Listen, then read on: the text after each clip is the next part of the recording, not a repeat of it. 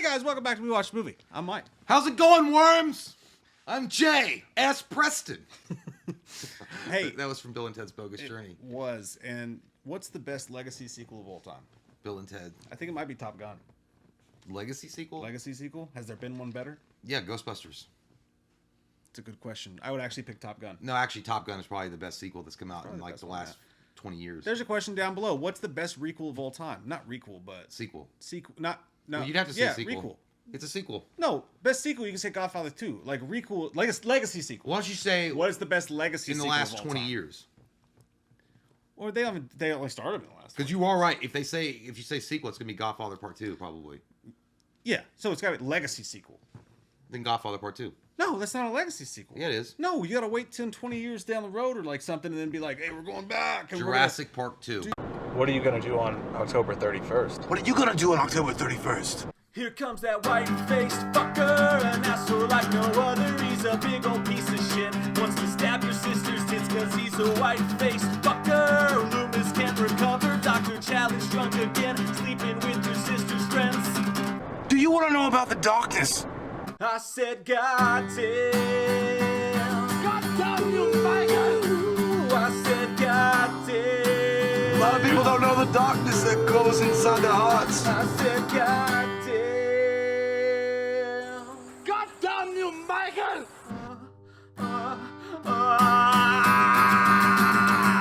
What are you gonna do on October 31st? Anyways, Halloween Nightdance. We're back to doing the comic book walkthroughs that we have so much fun doing in the night. And we get naked and we rub salsa all over ourselves. And we call it salsa dancing, but really we're just being super gay together. Yeah, Halloween Nightdance sounds like a stripper special. We did the entire Chaos comic series of Halloween. All 3 comic books. I'll put those at the end of this video so you guys can check those out. But now we're starting with Halloween Nightdance, which is, I think there's 3 or 4 of these. We only watched the first one, and let me tell you what. You just go in blind. You just raw dog this thing, okay? It's very confusing. I will say, the story itself, it's pretty interesting. I mean, it's not like, Shakespearean right home to mom about, oh my God, this is the greatest comic book of all time. But the artwork is really good. And there's a few scenes toward the end of the book that actually are reminiscent of the first Halloween movie, where his mask comes out of the shadows and attacks Laurie and then retreats back into the shadows. And I was like, that was really cool that they paid attention to that, and they actually brought the reader, if you're reading the comic book, you could see it, especially if you're a fan of Halloween, which of course you would be if you're reading the comic book. But it was really cool to see that, like those little nods to the series. So this one starts out, and it's got this girl, and she's just basically talking about how she can't go out at night. She's scared of the night. She used to love her life. She used to have a great time, but now she has these terrible dreams, and her life sucks, and everything just blows ass.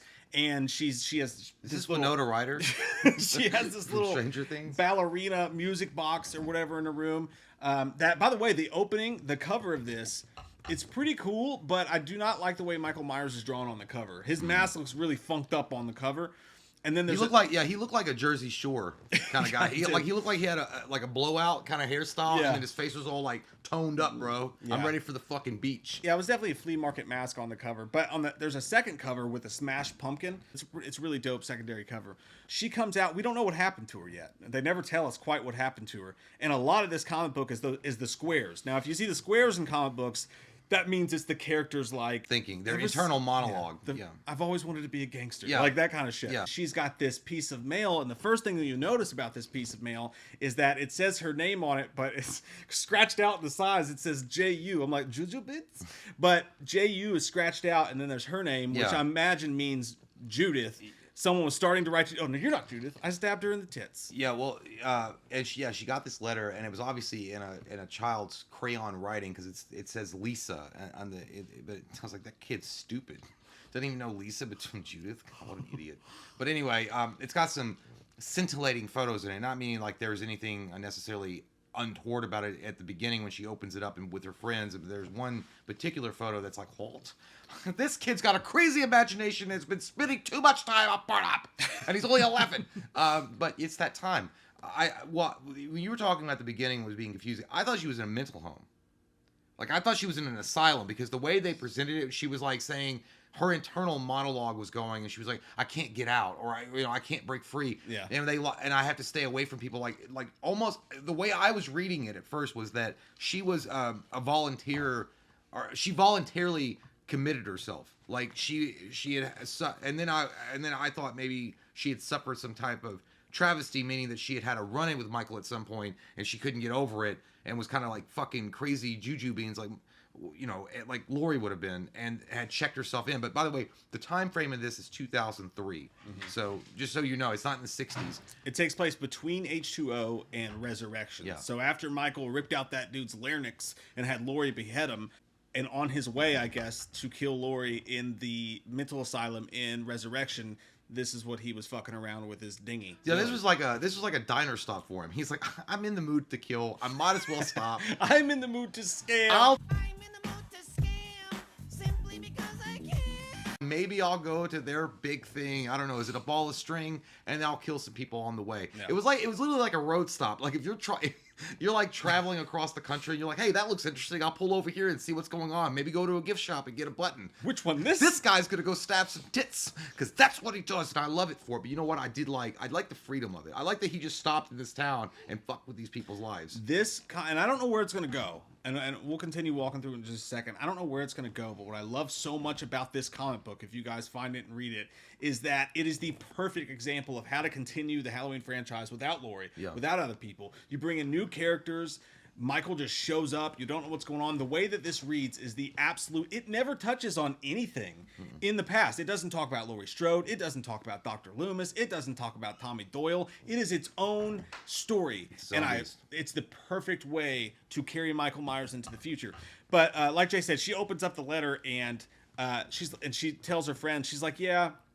This kid I used to babysit still sends me these drawings. He sends me a new drawing every day, and it's usually something sweet. And she opens it up, and it was something sweet. But in the next picture, her face is crossed out. And then the next picture, she's naked and covered in red marks. Sounds like a murder. Sounds like some Judith shit. Sounds like a murder. First 48. We got to find them in the first 48, because if we don't, then fuck it. It happened on Monday. It's Wednesday now. And this whole thing, by the way, takes place in Russellville, not in Haddonfield. But we've heard Russellville in the scripts and the history of Halloween annals.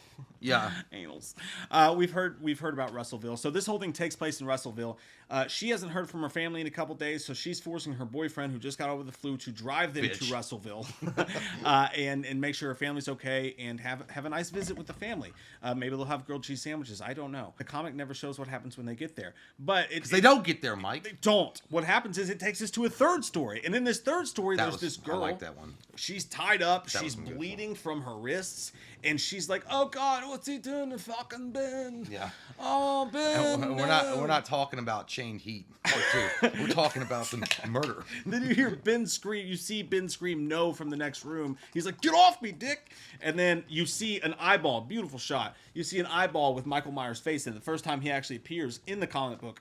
And then Ben gets quiet and she realizes that he's killed her. So she escapes. She crawls into the next room, and the awesome shot, dude. This awesome drawing. Michael Myers sitting there at this table, just calm, probably taking a shit in his pants, next to a pumpkin in front of a fire. And he's just sitting there perusing his work. And Ben is fucking impaled on this, like a deer stand or something, through his neck, and he's just burning in the fire, impaled above it. Fucking cool shot. I thought that was really cool, and it was also really interesting.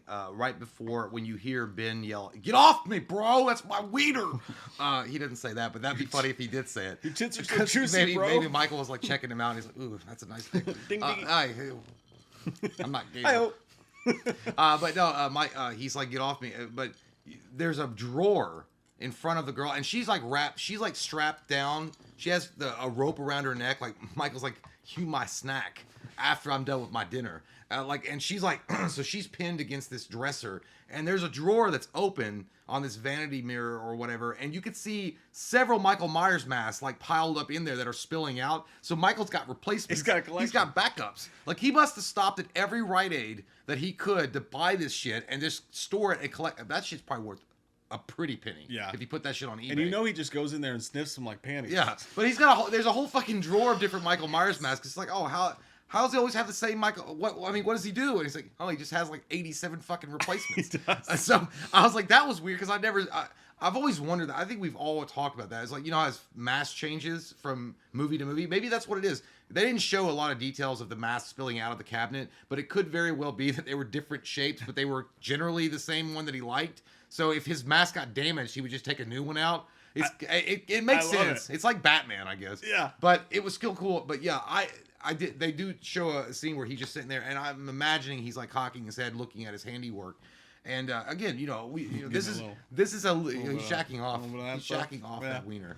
But there is a little overlooked thing about Michael. We don't talk about this. Michael's very artistic. I think we have mentioned this before. Michael's very artistic with his kills. Okay, he has a plan set up. Okay, this motherfucker's like the Monet of killers. He likes to set up his kill. He likes to make sure it looks good for everyone else. He's a giver, and he wants to make sure that when the cops discover it, they're going to be like, "I've never seen anything like this." They're going to talk about like Brad Pitt in Seven.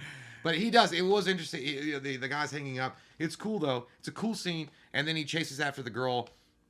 And again, there's a very cool moment where this is where it gets cool. This is because it got very actiony, and again, it felt at that the comic was done well, because when this point happens, the couple that you mentioned earlier are driving into a dark side of the countryside or whatever, and they're going to her parents' house.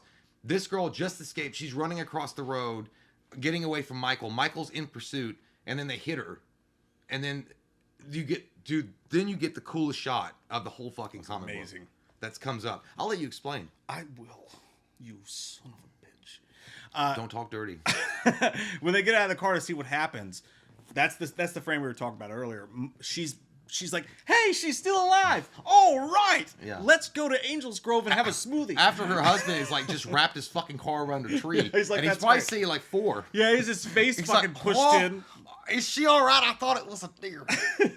And the girl's like, oh, she's okay. And then the comic just draws this scene perfectly. Michael's face just, it shows up behind her a little bit, and then the next frame, it shows up fully just in the darkness behind her. Yeah. And then he's just like, That was cool. right through her, above the tits, in right the center through of here. her. And he holds her up in front of him. He's like Javier Bardem and James Bond. He's like, he takes out his teeth and he's like, look upon your work. Yeah. Well, you know what? And again, we mentioned earlier there was a scene that happens that's very reminiscent of the first Halloween when he like emerges from the darkness to attack Laurie in the upstairs part of the house. This is it recreates that entire scene. Yeah. He emerges from the darkness. You see his mask silhouetted, and it comes out, and then he stabs her, and then it's cool.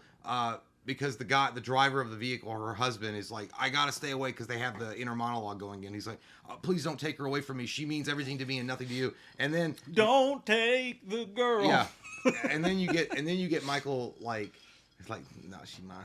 And then you see this cool. It's actually pretty scary. If it was shot on film, it would look really scary and kind of cool. She's like doing this as she's dying, I guess. She fades and he's fading with her. He's bringing her with him. He's like, you know what? And Michael Myers is thinking this. He's like, the guy that I hung up over the fireplace needs something. And you're just it.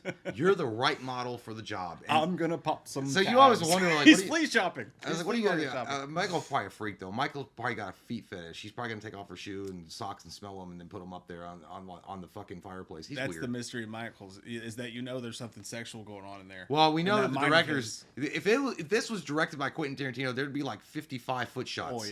Oh, yeah. And Michael Myers probably would have his socks off at one Oh, point. yeah.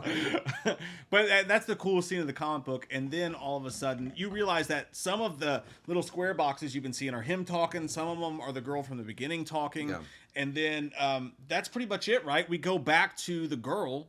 Mm-hmm. We don't know what Michael does with these corpses. Hopefully he doesn't fuck them. And then the next thing we know, we're back talking to this girl, and she's once again just like, I'll never go outside at night. She was kind of annoying. I won't do it. It's Yeah. too hard. And then the comic book basically ends. But something happened with this girl, and we're going to find out in the next comic book walkthrough of Halloween Nightdance Part 2. I hope the girl gets better, because I think that the way that she was written, it wasn't bad or anything, but it was kind of annoying. It was kind of wearing after. She was like, you're complaining all the time. Like, you're exhausting me, and these are your inner thoughts. And I'm not even supposed to be listening to them, but if I were your, like, guardian angel, I'd be like, fuck this bitch.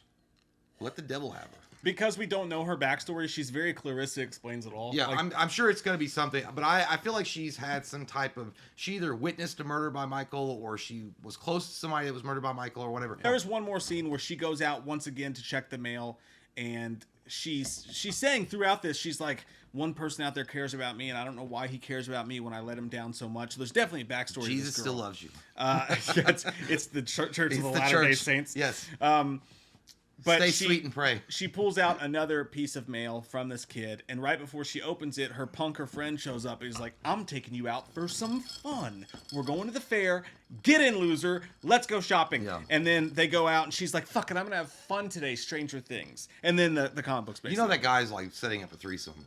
That's what He's like, he goes, we're does going to go seem pick like. up Nikki, and we're going to go to this house that no one's at. We're going to have a party and drink beers and watch horror movies. Yeah. But I'm thinking of threesome times. This is a very big departure from the Chaos comic series. The Chaos comic series, it was very laden in the Halloween lore. It did the Tommy Doyle thing. It did all that stuff. If you haven't watched those, check those out again. They'll be at the end of this video. A wild story where Laurie Strode, something happens with her. If you don't know, Yeah. it's crazy as shit boxes.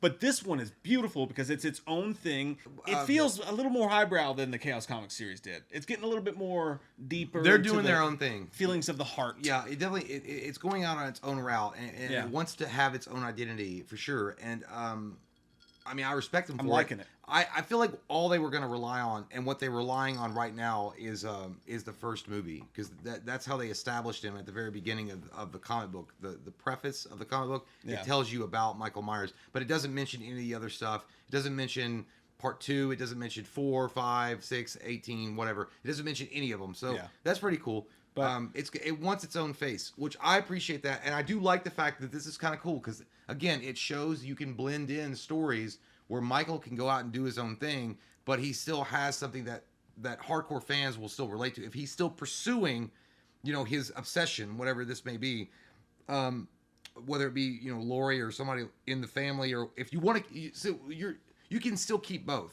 Yeah. He can do that, and then he can also be off the range and do his own thing and be like, I just stopped for some fucking waffles at the Waffle House, and then I was in this town. I'm like, this place is ripe I would love a movie for a night fucking. I would love a fucking road trip movie about Michael Myers' trip in H2O from stealing that bathroom lady's keys in her car to Hillcrest Academy in H2O. Yeah. Like, I would love to see the adventures, Michael. He stops for some Twizzlers. I don't know what happens. Maybe know a what? coming of age story. He definitely is like that astronaut lady. He probably wears a diaper just to shit in his pants because it saves time. Stay tuned. Make sure you guys click subscribe on this. Make sure you click the bell and follow us because we're going to do the entire Nightdance series. So if you want to see where it goes along with us, then we'll take off our shirts and you can take off your pants. And stay tuned for more Halloween comic book walkthroughs, you motherfucker. I'll see you in the morning. Buy your toast. See ya.